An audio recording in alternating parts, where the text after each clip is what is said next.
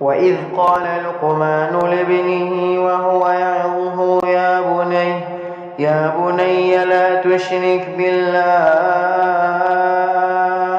إن الشرك لظلم عظيم ووصينا الإنسان بوالديه حملته أمه وهنا على وهن وفصاله في عامين أن اشكر لي ولوالديك إلي المصير وإن جاهداك على أن تشرك بي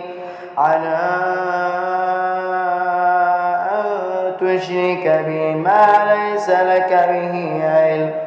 فلا تطعهما وصاحبهما في الدنيا معروفا واتبع سبيل من أناب إلي ثم إلي مرجعكم فأنبئكم بما كنتم تعملون يا بني إنها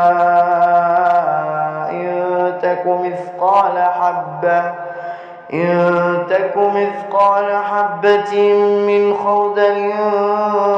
فتكن في